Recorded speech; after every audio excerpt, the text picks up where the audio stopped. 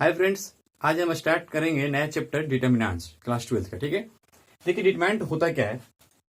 तो क्या है कि डिटर्मिनेंट एक नंबर है, एसोसिएटेड होता है स्क्वायर मैट्रिक्स से। ठीक है, लिखते हैं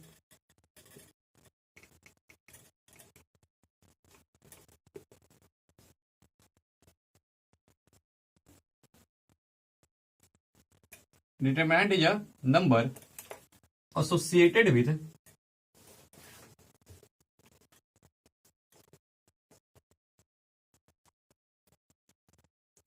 स्क्वायर मैट्रिक्स। देखिए जितने भी स्क्वायर मैट्रिक्स होते हैं उन सब का डिटरमिनेंट वैल्यू निकलता है। ठीक है, तो डिटरमिनेंट वैल्यू के नंबर ही आएगा। देखिए यहाँ पे लिखा हुआ है कि नंबर, ये नंबर रियल नंबर भी हो सकता है और कॉम्प्लेक्स नंबर भी हो सकता है। तो डिटरमिनेंट क्या है कि एक नंबर है जो रिलेटेड होता है स्क्वायर मैट्रिक्स से। देखिए डिटरमिनेंट में क्या होता है कि इसको एक अरेंजमेंट ऑफ नंबर्स है, जिनका अरेंजमेंट जो होता है वो दो वर्टिकल लाइन के बीच में होता है नंबर्स का अरेंजमेंट, और स्क्वायर फॉर्म में। ठीक है, स्क्वायर फॉर्म में नंबर्स का अरेंजमेंट होगा दो वर्टिकल लाइन के बीच में, लेकिन स्क्वायर फॉर्म में। मैट्रिक्स में क्या होता है कि वहां पे रेक्टेंगुलर अरेंजमेंट होता है। ठीक, यहाँ पे क्या होगा स्क्वायर फॉर्म में। स्क्वायर फॉर्म कहने का मतलब है कि डिटरमिनेंट में नंबर ऑफ रो इक्वल होगा नंबर ऑफ कॉलम के। ठीक, देखिए डिफरेंस भी है। मैट्रिक्स में क्या था कि कोई ऐसा जरूरी नहीं था कि number of row number of column equal होना चाहिए। ठीक, अगर इक्वल है तो उस टाइप के मैट्रिक्स को स्क्वायर मैट्रिक्स कहते हैं। लेकिन यहाँ पे क्या डिटरमिनेंट में कि यहाँ पे जरूरी है कि number of row number of column क्या होंगे, इक्वल होंगे। ठीक है, और नंबर्स का जो अरेंजमेंट होगा वो दो वर्टिकल लाइन के बीच में होगा और स्क्वायर के फॉर्म में। स्क्वायर का मतलब number of row number of column equal, यानी कुछ इस तरह से ए बी सी डी। देखिए मैट्रिक्स में क्या था कि मैट्रिक्स में नंबर का अरेंजमेंट दो स्क्वायर ब्रैकेट के बीच में होता था। ठीक, लेकिन यहाँ पे क्या होगा दो वर्टिकल लाइन के बीच में होगा। यहाँ कोई जरूरी नहीं था कि number of row number of column equal होगा, पर यहाँ पे क्या है जरूरी है। मैट्रिक्स कोई वैल्यू नहीं देता है, पर डिटरमिनेंट आपको एक वैल्यू देगा। ठीक है, एक यूनिक वैल्यू देगा। ठीक है, यूनिक वैल्यू देगा, देखिएगा ध्यान से। ठीक है, अभी बात करेंगे कि वैल्यू निकलता कैसे है आगे चल करके। ठीक, तो ये आपका एक हो गया डिटरमिनेंट। देखिए ऐसे वाले को अरेंजमेंट को बोलते हैं रो। जो आपका हॉरिजॉन्टल नंबर जो लिखे गए होंगे, जो प्लेस्ड होंगे, उनको बोलते हैं रो। ठीक है, तो इसको बोलेंगे R1 फर्स्ट रो हो गया, इसको बोलेंगे R2 सेकेंड रो हो गया। जो आपका वर्टिकल जो नंबर है इनको बोलते हैं कॉलम। ठीक है, तो इसको बोलेंगे C1 और इसको बोलेंगे C2, यानी कॉलम 1 कॉलम 2। ठीक है, तो मैट्रिक्स में कोई जरूरी नहीं था कि number of row number of column equal होना चाहिए, पर डिटरमिनेंट में जरूरी है कि number of row number of column equal होगा। ठीक है, डिटरमिनेंट को हम ऐसे लिखते हैं, जैसे देखिए एक स्क्वायर मैट्रिक्स ऐसे लिखा गया है। जैसे आपके पास एक स्क्वायर मैट्रिक्स है। ठीक है, ए इक्वल टू बोलेंगे कि इस स्क्वायर मैट्रिक्स का डिटरमिनेंट वैल्यू बताइए। अब हमने बोला है कि डिटरमिनेंट क्या है, नंबर है एसोसिएटेड होता है स्क्वायर मैट्रिक्स से। तो ये आपके पास एक स्क्वायर मैट्रिक्स है, बोलेंगे इसका डिटरमिनेंट वैल्यू आप बताओ। तो इसका डिटरमिनेंट वैल्यू ऐसे निकलता है। डिटरमिनेंट को हम लोग ऐसे डिनोट करेंगे। ठीक है, इस तरह से देखिएगा ध्यान से, बोलिए कि इट इज डिनोटेड एज इस तरह से दिस, और ऐसे डिटरमिनेंट ऑफ ए, इस तरह से भी डिनोट करते हैं डिटरमिनेंट को। ठीक है, तो अगर इसका एक स्क्वायर मैट्रिक्स ए था आपके पास, आपसे बोलेगा कि इस ए का डिटरमिनेंट वैल्यू बताइए, तो ऐसे लिखेंगे determinant of A equal to, इसको इस तरह से लिखा जाएगा दो वर्टिकल लाइन के बीच में, स्क्वायर ब्रैकेट हमारा हट जाएगा, और इसी को हम लिख देंगे इस तरह से कि डिटरमिनेंट ऑफ ए। ध्यान देने वाली बात यह है कि इसको हम मोड ए नहीं पढ़ेंगे, क्या पढ़ेंगे, डिटरमिनेंट ऑफ मैट्रिक्स ए। ठीक है, तो इसको ऐसे लिख लेंगे, फिर ऐसे, इसको ऐसे भी लिख सकते हैं। ठीक, तो ये आपका हो गया डिटरमिनेंट। हमने कुछ डिफरेंस भी देखा कि डिटरमिनेंट का वैल्यू निकलेगा, मैट्रिक्स में कोई वैल्यू नहीं निकलता है। डिटरमिनेंट में जरूरी है कि number of row number of column equal होंगे, मैट्रिक्स में कोई ऐसा जरूरी नहीं था। ठीक है, चलिए मैट्रिक्स में हम नंबर्स को दो स्क्वायर ब्रैकेट के बीच में लिखते थे, यहाँ पे नंबर्स का अरेंजमेंट दो वर्टिकल लाइन के बीच में होगा। ठीक, अब चलते हैं ऑर्डर की बात करते हैं कि डिटरमिनेंट का ऑर्डर क्या होगा। ठीक है,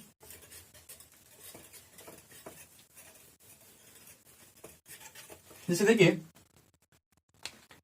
ये आपके पास एक डिटरमिनेंट है A11 बोलेंगे इसको। देखिए ये जो एलिमेंट है ये क्या है, फर्स्ट रो में फर्स्ट कॉलम है, तो A11, इसको A12 A13 A21 A22 A23 A31, A32, A33 इस तरह से। ठीक है, देखिए ये जो एलिमेंट है ये क्या है, फर्स्ट रो में है और फर्स्ट कॉलम में है, तो इसको लिखते हैं A11। जैसे हम लोग लिखते हैं AIJ का मतलब है, AIJ का मतलब है कि elements of ith row and jth column. ठीक है, AIJ का मतलब होता है कि ith row and jth column. हमेशा रो जो होगा वो आई जो होगा, जो पहला जो नंबर होगा वो रो नंबर दिखा रहा होगा, जो सेकंड यहाँ पे नंबर होता है वो कॉलम नंबर दिखा रहा होता है। हमेशा आगे में पहले जो लिखा रहेगा वो आपका रो नंबर ही लिखा रहेगा। ठीक है, उसके बाद कॉलम नंबर। जैसे देखिए ये एलिमेंट है तो क्या करेंगे, फर्स्ट रो में है और फर्स्ट कॉलम में है, तो A11 हो गया। ये जो एलिमेंट है क्या है, फर्स्ट रो में है सेकेंड कॉलम में है, A12। इस तरह से फर्स्ट रो और थर्ड कॉलम A13, इसी तरह से इसको भी लिखा जाता है। इस चीज को ध्यान रखिएगा। ठीक, अब देखिए एक होता है डायगोनल एलिमेंट्स। क्या है कि इफ, देखिए elements AIJ is called diagonal element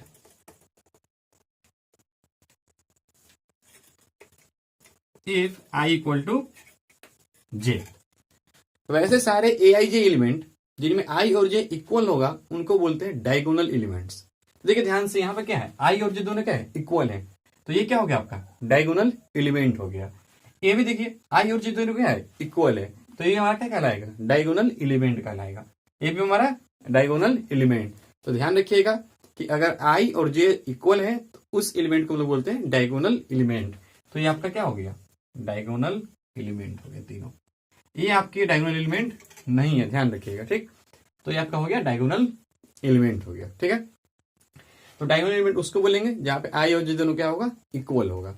ठीक, अब देखिए अगर आपसे बोलेंगे कि इस मैट्रिक्स इस डिटरमिनेंट का ऑर्डर बताइए, बात करते हैं ऑर्डर का, ऑर्डर ऑफ डिटरमिनेंट। देखिए तो सबसे पहले जब भी हम लोग ऑर्डर लिखते हैं डिटरमिनेंट का, तो सबसे पहले हम रो नंबर लिखते हैं कि कितने उसमें रो है, उसके बाद लिखते हैं कितने कॉलम है।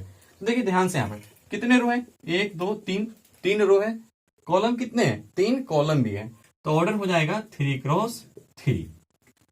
ठीक है, अगर मान लीजिए m रो होता है, ऐसे भी देखिए ध्यान से कि डिटरमिनेंट में क्या होता है, नंबर ऑफ रो और नंबर ऑफ कॉलम इक्वल होता है। तो अगर m रो होगा तो m कॉलम भी होगा, अगर 3 रो है तो 3 कॉलम भी होगा अगर डिटरमिनेंट है तो क्या होगा कि हमेशा जो ऑर्डर लिखा जाएगा डिटरमिनेंट का वो हमेशा m क्रॉस m होता है। और इसको इंटू करके m स्क्वायर नहीं बोल देंगे, ध्यान रखिएगा। ऑर्डर हमेशा m क्रॉस m ही बोला जाएगा या फिर m बोला जाएगा। ठीक है, जैसे अगर इसकी बात करें ऑर्डर का, कितने रो हैं, 3 रो, कितने कॉलम, 3 कॉलम, इस डिटरमिनेंट का जो ऑर्डर होगा वो बोला जाएगा 3 क्रॉस 3 या फिर और सिर्फ 3 बोलेंगे, 9 नहीं बोल देंगे, ध्यान रखिएगा। ठीक है, ऑर्डर होगा या तो 3 क्रॉस 3 या फिर 3 बोलेंगे। आपसे बोला है कि इस डिटरमिनेंट का ऑर्डर बताइए, तो ऑर्डर बोलेंगे 3 क्रॉस 3 और 3। ठीक है, 9 नहीं बोल देंगे, ऑर्डर ध्यान रखिएगा। तो ये हो गया हमारा ऑर्डर का बात। ठीक है, जैसे अब एक चीज और देखिए, आपसे बोले क्या बताइए, तो क्या ये डिटरमिनेंट है क्या।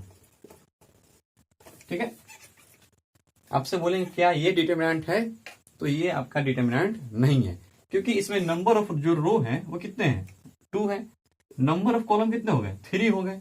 तो क्या नंबर ऑफ रो और नंबर ऑफ कॉलम इक्वल है, नहीं इक्वल है, तो ये आपका डिटरमिनेंट नहीं है, क्योंकि डिटरमिनेंट के लिए जरूरी है कि number of row number of column क्या होना चाहिए, इक्वल होना चाहिए। तो ये आपका डिटरमिनेंट नहीं है। आपसे बोलेंगे इस डिटरमिनेंट का ऑर्डर बताइए, तो इसका ऑर्डर कितना हो जाएगा, कितने रो है, 2 रो है तो 2 कॉलम भी होगा। ठीक है, तो ऑर्डर 2 क्रॉस 2 बोल देंगे या फिर और बोलेंगे ऑर्डर 2 डायरेक्टली। ठीक है, 4 नहीं बोल देंगे। क्लियर है इस तरह से। तो डिटरमिनेंट में आपका जरूरी है कि number of row number of column equal होता है। ऑर्डर अगर मान लीजिए नंबर ऑफ रो m है तो उसका ऑर्डर या तो हम सिर्फ m बोल सकते हैं या फिर m क्रॉस m बोल सकते हैं। जबकि मैट्रिक्स में क्या होता था कि m क्रॉस n बोलते थे। ठीक है, पहले नंबर ऑफ रो होता है, बाद में नंबर ऑफ कॉलम होता है, तो m क्रॉस n बोलते हैं। यहाँ पे रो और कॉलम क्या इक्वल है, तो m क्रॉस m बोल देंगे। ठीक, ध्यान रखिएगा।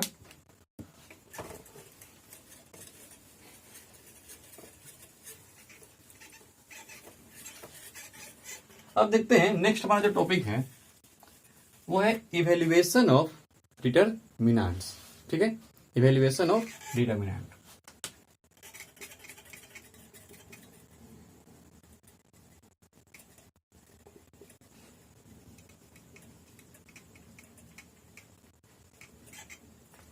सबसे पहले हम लोग बात करते हैं ऑर्डर 2 का, जिस डिटरमिनेंट का ऑर्डर 2 क्रॉस 2 होगा या फिर ऑर्डर 2 होगा।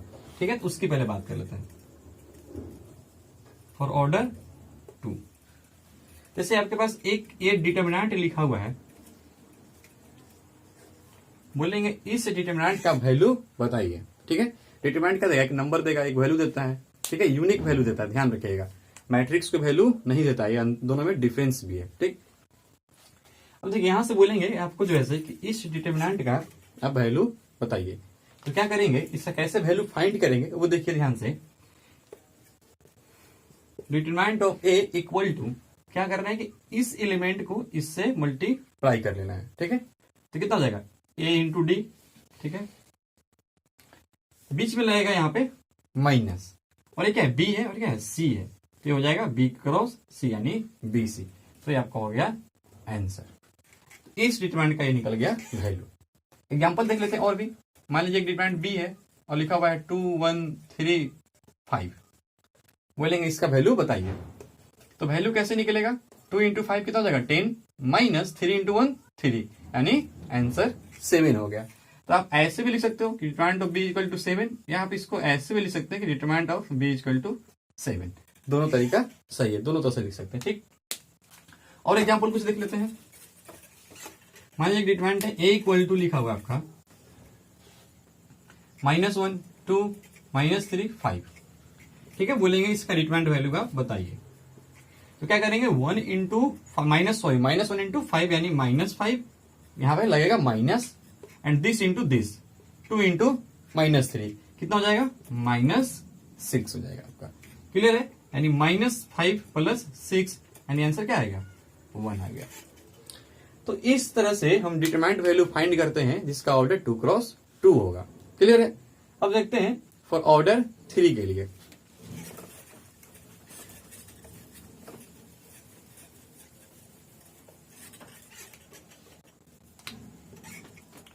फॉर ऑर्डर 3, ठीक है, मान लीजिए कि आपके पास एक डिटरमिनेंट लिखा हुआ है इस तरह से A11 A12 A13 A21 A22 A23 A31 A32 A33, इस तरह से। यहाँ पर क्या है 3 क्रॉस 3 हो गया इसका ऑर्डर। अब बोलेंगे इसका आप डिटरमिनेंट वैल्यू बताओ। ठीक, तो देखिए ध्यान से करना क्या है, एक चीज ध्यान रखिएगा कि जब भी इसको हम इवेल्युएट करेंगे डिटरमिनेंट को, ठीक है, तो क्या होगा कि यदि मतलब जैसे अगर AIJ लिखा हुआ है, कोई भी एलिमेंट AIJ से डिनोट करते हैं उसको, किसी भी एलिमेंट को हम AIJ से डिनोट करते हैं। ठीक है, इसका मतलब है कि elements ith row and jth column में है।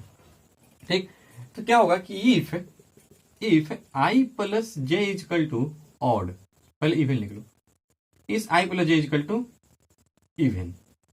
ठीक है, तो अगर AIJ हमने देखा, हमने कोई AIJ एलिमेंट लिया और उसका I और j ऐड कर लिया, यदि I और j ऐड करके इवन आ रहा है तो इसका मतलब है कि जब उसको हम इवेल्युएट कर रहे होंगे तो उसके आगे जो साइन लगेगा वो लगेगा पॉजिटिव का। ठीक है, ध्यान रखिएगा अभी। और if I plus j is equal to अगर ऑड होता है तो उसके आगे साइन लग जाएगा निगेटिव का। ठीक है, अगर I प्लस j इवन है तो positive, I plus j odd है तो निगेटिव साइन लगता है। अब देखिए ध्यान से यहाँ पे कि ये क्या है 1 + 1 क्या हो जाएगा 2, तो इसको लेंगे तो हमेशा साइन क्या लगेगा पॉजिटिव, इसके लिए साइन क्या हो जाएगा निगेटिव, इसके लिए साइन क्या होगा पॉजिटिव, इसके लिए साइन क्या हो जाएगा निगेटिव। देखो 2 और 1 कितना हो जाएगा 3, इसके लिए पॉजिटिव और ये निगेटिव, ये पॉजिटिव होगा निगेटिव और ये पॉजिटिव हो जाएगा। तो एक चीज देखिए ध्यान से, जो साइन आपका चल रहा है वो अल्टरनेट चल रहा है, पॉजिटिव निगेटिव पॉजिटिव, यानी साइन अल्टरनेट चल रहा है। ठीक है, आगे और भी एलिमेंट रहता है तो क्या होता है अगला निगेटिव हो गया होता है। देखिए रो वाइज देखिए तो भी आपका अल्टरनेट चल रहा है, कॉलम वाइज देखिएगा तो भी अल्टरनेट चल रहा है sine, positive negative positive negative positive negative positive negative positive, इस तरह से। ठीक है, तो साइन जो होगा वो अल्टरनेट चलता है। ठीक, ऐसे भी कर सकते हैं कि अगर I प्लस j इवन है तो पॉजिटिव रहेगा, I प्लस j अगर ऑड है तो निगेटिव हो जाएगा साइन उसका। ठीक, देखिए क्या करते हैं इसका मतलब क्या है अभी। ठीक है, जब इसका इवेल्युएट करेंगे तो बात करते हैं। जैसे देखिए अगर इसी को इवेल्युएट करना है, ठीक है, तो हम लोग यहां पे लिखते हैं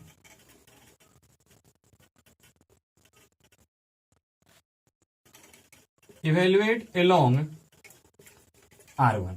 हम R1 के अलोंग इवेल्युएट कर रहे हैं। ठीक है, देखिए तो R1 में सबसे पहला एलिमेंट आपका क्या मिला A11। ठीक है, तो आप A11 को बाहर लिखो, A11 का बाहर लिखो। ठीक है, और A11 यानी फर्स्ट रो और फर्स्ट कॉलम में जितने भी एलिमेंट हैं आप इन सब को बंद कर लो। तो क्या बच गया आपके पास बच गया A22, A23, A32, A33। Clear है इस तरह से। ठीक, अब बीच में देखो ध्यान से, अब यहां पे क्या हो, देखो हम इवेल्युएट कर रहे हैं अलोंग R1 के, तो सबसे पहले R1 में क्या था, A11 था, तो हमने A11 को लिया। ठीक, अब A11 को रो और कॉलम को ढक दिया, बाकी जो एलिमेंट बचा हमने उन सबको लिख लिया। ठीक है, अब R1 के अलोंग कर रहे हैं तो नेक्स्ट एलिमेंट क्या मिलेगा, A12 मिलेगा। अब देखिए A12, 1 और 2 को ऐड करो, क्या आएगा, 3 आएगा। तो 3 क्या हो गया, ऑड हो गया। तो अब साइन क्या लग जाएगा, निगेटिव लग जाएगा। और यहां पे साइन क्या था, पॉजिटिव, क्योंकि ए क्या था, A11 था, तो 1 1 ऐड करके क्या आएगा, 2 आएगा। ठीक है, इवन हो गया, तो इसलिए यहाँ पे पॉजिटिव था। अब यहाँ पे साइन क्या लग जाएगा, नेगेटिव, A12 ले लेंगे। ठीक है, अब A12 लिया, तो अब क्या करना है कि अब आपको जो है से A12 लिया आपने, तो इसके ये वाला कॉलम और इस वाले रो को आप बंद कर दो। तो अब क्या बच गया, अब बच गया A21 बचा, A23 बचा, A31, A33 बच गया इस तरह से। ठीक है, उसके बाद अब ये आपका जब हो गया, तो इसके बाद अब आगे बढ़े हुए R1 में, तो अब आपको R1 में आगे क्या दिखेगा, A13 दिखेगा, ये है। अब A13 की अगर बात करेंगे तो 1 और 3 जुड़ेगा, क्या मिलेगा, 4 मिलेगा, यानी इवन मिलेगा। तो उसका साइन क्या हो जाएगा, पॉजिटिव। ठीक है, तो यहां हमने A13 लिख लिया। और A13 लिखने के बाद अब इसके रो और कॉलम को बंद कर लो आप। अब क्या बचा आपके पास, A21, A22, A31, A32। ठीक है, अब आप इसको इवेल्युएट कर लीजिए। तो अभी हमने इसका इवेल्युएशन पढ़ा था ऑर्डर 2 वाले में, इसको इंटू कर लेंगे और इसको इंटू कर लेंगे। तो A22, A33 minus A23, A32। सही है, ये माइनस A12 इंटू की जगह तो A21, ठीक है, into A33 minus A23 into A31 plus A13, इसको इससे इंटू करेंगे तो A21 इंटू A32 माइनस इसको इससे इंटू करेंगे, यानी A22 इंटू A31 आपका हो जाएगा। तो ये आपका आगे सोल्व कर लीजिएगा, तो इस तरह से आपका आंसर मिल जाएगा। तो इसको इस तरह से बोलते हैं इवेल्युएट करना ऑर्डर 3x3 का। एक एग्जांपल ले लेते हैं, एग्जांपल लेके कर मालूम चलेगा। ठीक, अब देखते हैं कि एग्जांपल लेकर के,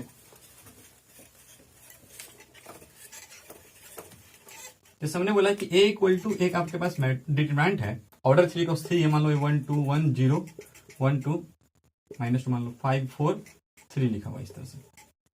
ठीक, आपसे बोलेंगे कि आप जो है इसको इवेल्युएट करके बताओ, इसका वैल्यू बताओ, डिटरमिनेंट वैल्यू बताओ। तो हमने लिख लिया कि इवेल्युएट अलोंग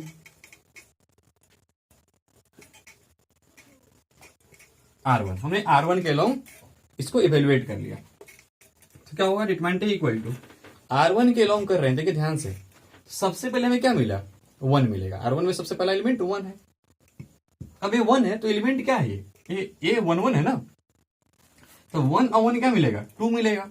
2 क्या है, इवन है, तो इवन है तो क्या हो जाएगा, साइन पॉजिटिव हो जाएगा। ऐसे भी ध्यान रखिएगा कि हमेशा पॉजिटिव होगा और साइन अल्टरनेट चलता है, तो ये पॉजिटिव तो ये नेगेटिव, ये पॉजिटिव, ये पॉजिटिव तो ये नेगेटिव, ये पॉजिटिव, इस तरह से। ठीक है, ये हो गया हमारा 1 लिख लेंगे आगे में। अब क्या करते हैं कि आप इसको बंद कर लो और आप इसको बंद कर लो। क्या बच गया आपके पास, आपके पास बच गया 1 -2 4 3। क्लियर है, R1 के लॉन्ग कर रहे हैं तो अब 1 से आगे बढ़ेंगे, क्या मिलेगा? 2 मिलेगा। जो 2 होता है उसका पोजीशन क्या होता है? A1 2, यानी अब यहाँ पे 1 और 2 ऐड कीजिएगा तो क्या मिलेगा? 3 मिलेगा। तो क्या है? ऑड है, तो यहाँ पे साइन क्या लग जाएगा? नेगेटिव। अब क्या है कि अब 2 को रो और 2 वाले कॉलम को बंद कर लो। क्या बचा आपके पास? 0 -2 5 3। ठीक है, इस तरह से। फिर अब देखो, अब 1 पे जाते हैं। अब 1 क्या है? A1 3 है, A1 3। 1 3 क्या हो जाएगा? 4, यानी आएगा इवन आपके पास, तो इसका साइन क्या हो जाएगा? पॉजिटिव। ठीक है, अब क्या करना है कि आप जब 1 ले रहे हो तो 1 के रो और कॉलम को आप बंद कर लो। तो क्या मिलेगा आपको? 0 1 5 4। अब आप इसका वैल्यू निकाल लो। देखो क्या आएगा? 1 इंटू 3 कितना हो जाएगा? 3 माइनस 4 2 जा 8, यानी होगा -8। तो क्या बन जाएगा? +8 बन जाएगा। 1 इंटू 3 3, 4 इंटू -2 यानी -8, तो क्या हो जाएगा? +8 हो जाएगा। ठीक है, -2 इंटू 0 इंटू 3 यानी 0, -2 इंटू 5 यानी -10, तो यहाँ क्या हो जाएगा? +10, क्योंकि एक माइनस तो लगता भी पहले से। ठीक, फिर +1, 4 इंटू 0 0, ठीक है, -5। क्लियर है? आप इसको सोल्व कीजिएगा तो क्या हो जाएगा? 11, ठीक है, -20, 10 और 2 20, ठीक है, और ये हो जाएगा -5, यानी 11 - 25, ठीक है, यानी -14 आपका आंसर हो जाएगा। तो ये आपका आंसर आएगा डिटरमाइंड वैल्यू। क्लियर है? तो हमने क्या देखा कि इस, आप नोट कर लीजिएगा, हमने देखा कि इस डिटरमाइंड का जो डिटरमाइंड वैल्यू आया वो आया आपका -14। क्लियर है? अब देखते हैं इसी डिटरमाइंड का वैल्यू निकालते हैं, और इस बार R1 के अलोंग नहीं निकाल करके हम इस बार निकालेंगे। तो यहाँ पे आपका 1 था, ठीक है, -2 है, और इस बार हम निकालेंगे इसकी वैल्यू अलोंग C1। लिख लेते हैं, इवेल्युएट अलोंग C1। इस बार हम वैल्यू निकालेंगे C1 के अलोंग। ठीक है, तो C1 आपका ये हो गया ना, ये C1 आपका। ठीक, तो चलिए डिटरमाइंड वैल्यू ऑफ A = लिख लेते हैं। C1 में सबसे पहले आपको क्या मिलेगा? 1 मिलेगा। तो इस 1 का साइन क्या हो जाएगा? पॉजिटिव, तो +1 हो जाएगा डायरेक्टली। अब जब 1 को कर ले रहे हो तो हम अलोंग किससे कर रहे हैं? C1 के अलोंग, तो C1 बंद हो जाएगा और ये R1 भी एलिमेंट बंद हो जाएगा। क्या मिलेगा आपको? 1 -2 4 3। क्लियर है? 1 के बाद अब क्या मिलेगा? आगे 0 मिलेगा, तो आप 0 लोगे, क्या हो जाएगा? -0 ऐसे लिखोगे। ठीक ना? अब क्या करोगे कि ये 0, ये वाला रो बंद, सॉरी ये वाला कॉलम बंद और ये वाला रो बंद। जिस एलिमेंट को ले रहे होंगे उसके सामने वाला रो और कॉलम सारे बंद कर लेते हैं। ठीक है, अब क्या बचा आपके पास? 2 1 4 3 हो गया। क्लियर है? उसके बाद फिर क्या होगा? 0 के बाद आपको क्या मिलेगा? 5 मिलेगा। ठीक, तो इसका साइन क्या हो जाएगा? पॉजिटिव। ये पॉजिटिव नेगेटिव पॉजिटिव अल्टरनेट चलता है, तो +5। ठीक है, अब जब 5 लेंगे तो ये वाला कॉलम और ये वाला रो बंद हो जाएगा। क्या बचेगा? देखिए तो 2 1 1 -2। अब इसको थोड़ा सोल्व कर लो। ठीक है, 1 है तो 1 रहने दो। 1 इंटू 3 कितना हो जाएगा? 3, -4 इंटू 2 कितना होता है? -8, तो क्या हो जाएगा? ये +8। क्लियर है? ये है -0। अब देखो ये कुछ भी आ रहा होगा इंटू करके, आगे में 0 है तो पूरा 0 ही हो जाएगा। लिख दिया 0 डायरेक्ट। ठीक है, चलिए +5 इंटू 2 इंटू 2 कितना हो जाएगा? -4 -1 हो जाएगा। क्लियर है? 2 इंटू -2 तो -4 हो गया, और -1 इंटू 1 1 हो गया। तो ये आपका हो जाएगा 11 -0, और ये कितना आएगा? -5। अब -5 अब +5 यानी -25, यानी ये 11 -25 यानी -14 आंसर। तो देखिए ध्यान से, हमारे पास क्वेश्चन तो वही था, हमारे पास डिटरमाइंड तो वही था, हमने डिटरमाइंड को चेंज तो नहीं किया। जब इसको एक बार हम R1 के अलोंग एक्सपेंड किए तो आंसर -14 था, और जब C1 के अलोंग किया तो भी -14 ही आ गया। इससे हमें एक मिलता है, यहाँ पे एक नोट लिख लीजिएगा कि डिटरमाइंड को हम किसी भी रो या किसी भी कॉलम के अलोंग एक्सपेंड करेंगे तो उसकी वैल्यू क्या होगी? सेम रहेगी, वैल्यू चेंज नहीं होगी। चाहे डिटरमाइंड को आप किसी भी रो या किसी भी कॉलम के अलोंग एक्सपेंड कर लो, चाहो तो आप R1 के अलोंग करो, R2 के अलोंग करो, R3 के अलोंग करो, वैल्यू हमेशा सेम रहेगा। ठीक है, दूसरी बात कि हम एलोंग करेंगे किसके एक्सपेंड, मतलब किस रो या किस कॉलम के एलोंग हमें एक्सपेंड करना ज्यादा अच्छा होगा।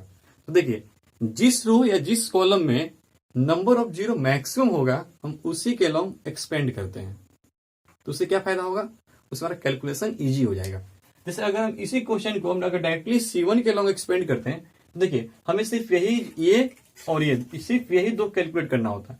ये क्या है, जीरो है, तो ये जीरो होने से तो पूरा ही कैंसिल हो जाएगा, मतलब पूरा जीरो हो जाएगा। ठीक है, तो इसका हमें कैलकुलेशन करने से हम बच जाएंगे, क्योंकि पूरा क्या हो जाएगा, जीरो, जीरो के कारण।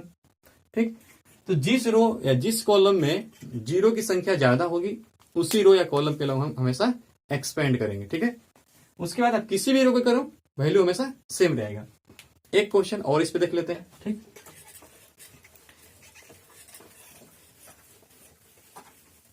एक और प्रैक्टिस कर लेते हैं। जैसे मान लो आपके पास इस बार क्वेश्चन हो गया ए इजकल टू -1 -2 लिखा हुआ है यहाँ पे। ठीक है, जीरो मान लो, -5 लिखा हुआ है, 4 3 2 1 6 इस तरह से।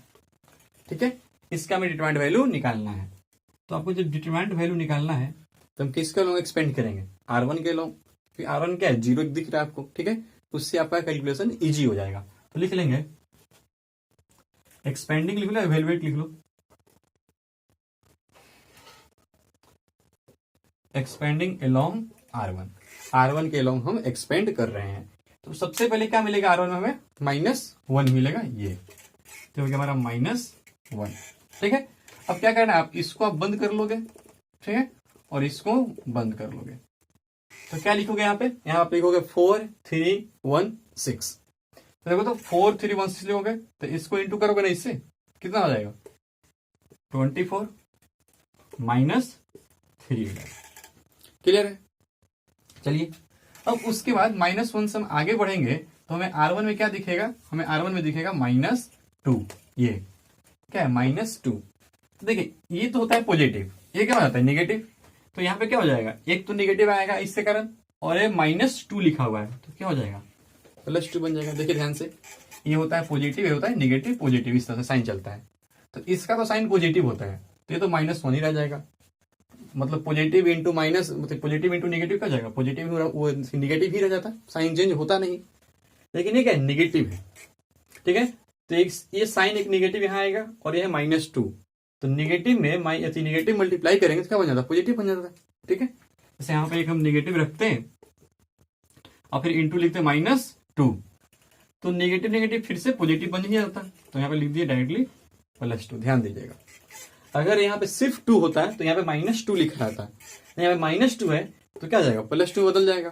ठीक, अब आप क्या करोगे कि अब ये वाले रो और ये वाले कॉलम का बंद कर लोगे, तो अब क्या बचेगा, -5 3 2 6 लिखोगे यहाँ पे। ठीक है, मतलब सॉर्टेड कर लेते हैं, -5 × 6 कितना हो जाएगा, -30, -2 × 3 यानी -6 हो जाएगा। ठीक है, उस पर आगे बढ़ेंगे तो क्या मिलेगा, 0। और जैसे हमने यहाँ पर देखा 0, तो हम आगे कैलकुलेशन नहीं करेंगे, क्योंकि आगे लिखने से कुछ फायदा भी नहीं है। 0 है तो यहाँ कुछ भी आ रहा होगा तो 0 ही हो जाएगा। जैसे देख लो, कर भी लिख भी लेते हैं, क्या लिखेंगे, जैसे आप ये 0 लेते तो आपका ये रो बंद हो जाता और ये कॉलम बंद हो जाता। क्या बचता, -5 4 2 1, -5 × 1 क्या होता, -5 -2 4 जा 8। ठीक है, अब वैल्यू इसको फाइंड कर लेते हैं, -1 × ये कितना हो जाएगा, 21। ठीक है, +2 × ये कितना हो जाएगा, -36, प्लस क्या जाएगा, 0 हो जाएगा। यहां से कैलकुलेशन करोगे तो -21 ये कितना हो जाएगा, -72 + 0 यानी -93 आपका आंसर हो जाएगा। ठीक है, तो इस तरह से हम जो है डिटरमाइंड को एक्सपेंड करते हैं या फिर वैल्यू निकालते हैं। ठीक है, उम्मीद है समझ में आ गया होगा कैसे निकालते हैं। ठीक, आगे बढ़ते हैं, इसमें एक क्वेश्चन कर लेते हैं, नोट डाउन कर लीजिएगा अच्छे से। कुछ क्वेश्चन खुद से भी लेकर के प्रैक्टिस कीजिएगा। ठीक है, किसी भी रो किसी भी कॉलम के लॉन्ग एक्सपेंड करोगे वैल्यू हमेशा आपका सेम आएगा। ठीक है, चलिए अब एक क्वेश्चन यहाँ पे कर लेते हैं इसी से रिलेटेड। जैसे देखिए आपके पास एक क्वेश्चन है, find the value of x if equal to लिखा आपका देखिए लिखा हुआ है 3x(1) इक्वल टू, ऐसे लिख लो 3 2 4 1। ठीक है, ये आपके पास एक क्वेश्चन है, एक्स की वैल्यू फाइंड करना है। ठीक, अब देखिए जो लोग मैट्रिक्स पढ़े होंगे वो पढ़े होंगे इक्वालिटी ऑफ मैट्रिक्स। ठीक है, तो क्या होता है कि दो मैट्रिक्स तब इक्वल होता है जब उसका ऑर्डर सेम हो और कॉरस्पॉन्डिंग एलिमेंट इक्वल हो। अब देखिए यहाँ पर ध्यान से, मैट्रिक डिटरमिनेंट में ऐसा नहीं होता है। डिटरमिनेंट में ऑर्डर अगर सेम नहीं है तो भी दो डिटरमिनेंट इक्वल हो सकता है, मतलब डिटरमिनेंट इक्वल होने के लिए कोई जरूरी नहीं है कि ऑर्डर सेम ही हो। ठीक है, डिटरमिनेंट इक्वल हो जाएगा तब जब उनकी वैल्यू सेम हो जाएगा, यानी दो डिटरमिनेंट इक्वल हो सकते हैं यदि उनका डिटरमिनेंट वैल्यू सेम है।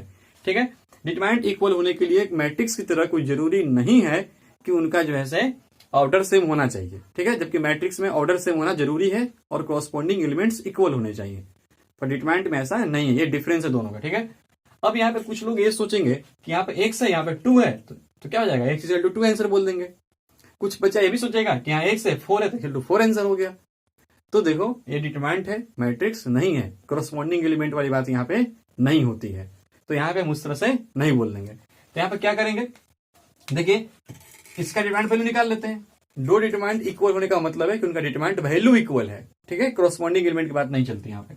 3 इंटू 1 कितना हो जाएगा 3, ठीक है, माइनस एक्स इंटू एक्स कितना हो जाएगा x square, equal to 3 into 1 3 minus 4 two जा 8। क्लियर है, यानी 3 minus x square is equal to -5। Clear है, यानी यहां से आप बोल सकते हो क्या कि एक्स स्क्वायर इजकल टू, ठीक है, -5 इधर जाएगा कितना हो जाएगा 8 हो जाएगा, यानी एक्स इजकल टू +-2√2 आपका ये आंसर हो गया। ठीक है, तो इस तरह से आंसर हम देंगे यहाँ पे। ठीक है, एक्स इजकल टू ये हो जाएगा। ये जो है से क्वेश्चन डिटरमिनेंट का था, मैट्रिक्स नहीं है कि आप कॉरस्पॉन्डिंग एलिमेंट आप इक्वल बोल दोगे तो एक्स इक्वल टू 2 हो गया और एक्स इक्वल टू 4, ऐसा नहीं है। ठीक है, अगर मान लो ये मैट्रिक्स भी होता ना, अगर मैट्रिक्स भी इस तरह से लिख दिया गया होता कि 3 है, ये एक्स है, ये एक्स है और ये 1 है और इक्वल है 3 2 4 1 के, तो भी ये सही नहीं होता। तो भी आप यहाँ पे एक्स इक्वल टू 2 नहीं बोल देते और एक्स इक्वल टू 4 नहीं बोल देते, क्योंकि एक ही मैट्रिक्स में एक्स का दो वैल्यू कैसे आ जाएगा, एक्स की तो वैल्यू एक ही होगा ना, या तो 2 होना चाहिए तो 4 होना चाहिए। तो क्या है कि अगर ये मैट्रिक्स होता तो ये दोनों इक्वल नहीं होता। ठीक है, ऐसा कभी पॉसिबल ही नहीं है, एक्स की वैल्यू 2 और एक्स की वैल्यू 4 थोड़ी ना आ जाएगा। ठीक है, दोनों से एक ही आ रहा होता। ठीक, चलिए ध्यान रखिएगा, अच्छा क्वेश्चन था ये, और आप इस तरह से क्वेश्चन और बनाइएगा। क्लियर है, चलिए इसको नोट डाउन कर लीजिए। मिलते हैं अगले लेक्चर में प्रॉपर्टीज ऑफ डिटरमिनेंट के साथ में। ठीक है, थैंक यू।